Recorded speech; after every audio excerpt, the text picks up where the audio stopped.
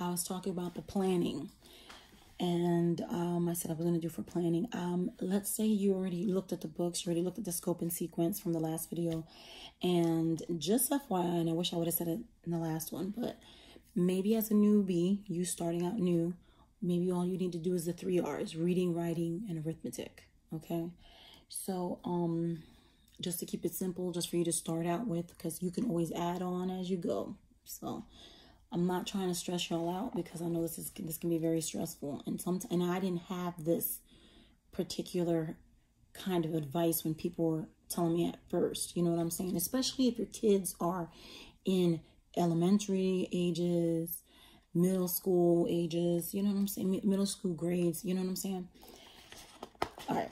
So what I did for at first, really, I think I started out using planner books. I got them at Lakeshore, and at Lakeshore they give you, if you buy like around school time, they say if you spend a certain amount of money, like $20 or something, and you almost always need something to buy for your homeschool. You don't have to, but whatever. And they would offer these. You buy those $20 worth of stuff, and they give you this for free. And I believe these are like, oh, these are $7. It says $6.99. This is one of the other ones that I had. Now in here they give you all these different things: class roster, medical emergency, all this stuff. Do you need all this? Probably not. But if you have a bunch of kids, you know, whatever. You can use some of these pages for other things. This is a daily schedule. Do you have to use it? Nope. Weekly news. Remember, and these look like for little kids. It doesn't matter. This is a good page right here. This is for birthdays, okay? Which is good for your family members, because you can put your kids' birth dates in there and all that. And other, family members' dates to remember. This is really good, especially when you are planning. Look, some people have different approaches with planning. When you look up YouTube videos on planning, you will see what I'm talking about. You can try different methods. Some people, they want to have everything planned out for the whole year in one shot. Some people, they do planning month to month. Some people, they do it more like I did. I did it basically on a day-to-day basis.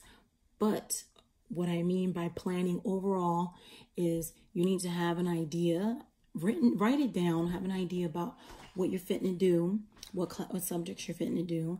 Know what you need to have your kids do for your state, because remember, each state has different laws, and you are required in certain states certain specific things. Some places you may have to turn in a full year of homeschool planning with course description, and I believe at the end, at the end of the year, you'd have to show portfolios, and someone comes and evaluates your kids' work. That's like in Pennsylvania. In New Jersey, thank you, Jesus, they don't do none of that. But in certain states, they do certain things. So you have to find out what is required from your state. Anyway, so these are dates to remember, and this is good to fill out when you do your calendar. You'll see why you need a calendar when you do your calendar, because you'll remember these dates, and these will help you. So if you're going to plan, say I'm going to do an outing, or if you decide, if you happen to be taking vacays or whatever, you can plan that accordingly, and you can see what's, and then like say, if your husband, if he's working and he has certain dates off, you can punch them in there too in your calendar. Now, I'm just telling you, I have seen a lot of very complicated, very, and very simple videos on how to do this stuff. It is up to you. You're going to pick which one you like. You do what works for you. Period. That's all I'm going to tell you.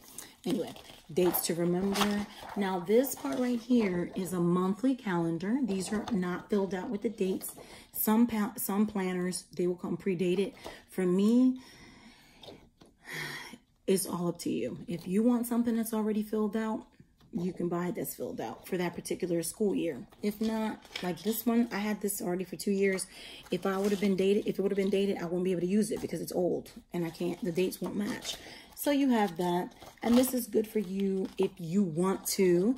You can use this for whatever purpose, because sometimes some women do a lot of planning, and they put a whole bunch of other stuff in here, not just their homeschool, but they put on like doctor's appointments, things that they're going to do, checkups, and all that stuff. And this is where they could put that in there. They can fill it out themselves. Remember, this is just ideas for you. Do you have to use this? No.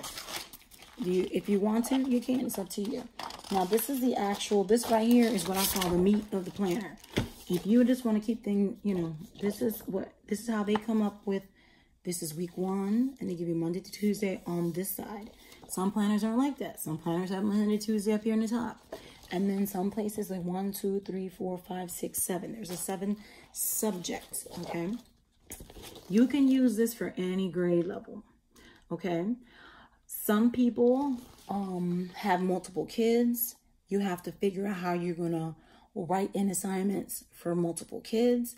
That's when customizing a planner for you will be good. But you're going to find out about planners, what I did with planners in a minute.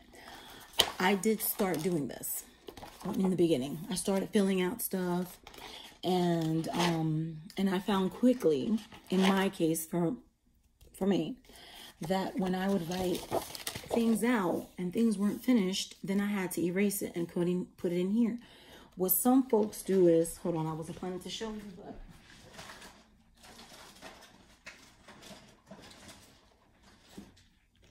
some folks can take post notes, and they'll put post notes on these things in one area. They'll write something down, and say if the child didn't finish it the next day, they move it on to the next one. And this may not make any sense to you right now if you've never done this before, but when you start erasing and writing, especially if you're using pen or pencil, whatever, you'll see what I mean. But anyway, so if it's not done, then you have to move it. And sometimes it can get, you know, on your nerves. Now, some people, like I said, they do it another way. Some people, they will show, this is basically based on, I want to say they'll give you up to 40 weeks on this thing. Let me just check. 39, yeah, 40 weeks, okay? And you would just fill it out on the side. And then, like I said, in this one, this you can put up here, subjects, or you might be able to split these if you have to for multiple kids. You have to figure it out. Like I said, as you watch different videos on planning, you will figure that out. What I ended up doing after a while, I would write in there. I had a list of things that we were going to do.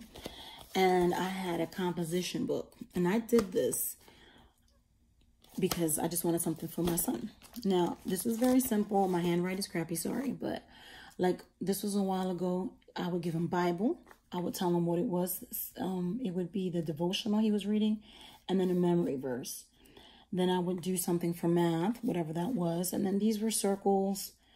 And then it was supposed to be, supposedly, for me, after I checked stuff, that I would check it off that he did it. This is for when he did Spanish 1, and what he had to do.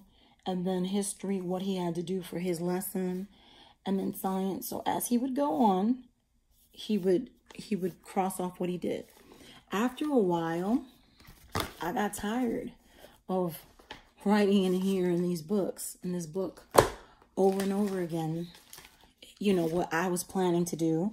And then if something wasn't completed, I had to move it it was too much for me. Like I said, some other people may be more rigid, more strict, and make, you know, remember, you got to be flexible with your kids. I'm telling you, I don't care how, so you're trying to do this to help your kids to move on their pace, and you can have a guide. You can set things up from the get. You're going to find out what a year at a glance is. I think they have a year at a glance here, I believe. I thought they did. I'm almost positive they did. Let me show you, because that is something that's important too. Hold on. A year at a glance is, I think it's like when it's all the months, and you just kind of put in there like what you're fitting to do, what you're planning to do. I don't think this has it. I thought it did, but hey, I might have been wrong. My bad. A year at a glance, and that gives you like people's dates and stuff. It's almost like the whole month, the calendars, and 2 pages, and then that way you put things on there too. Like say if you want to schedule, you're planning to schedule, I would like to go to a field trip out to this so-and-so museum. Let's say you want to plan it for July. So you could punch it in there, you plug it in there and you're like, okay. So when that time comes, you can put it in there and you'll be like, wow, you know, I'm thinking of doing that. I think that'll be a great, here it goes. Long range planning is considered here. Long range planning. People call this also year at a glance. Okay. So, and you can put it in there and plan accordingly.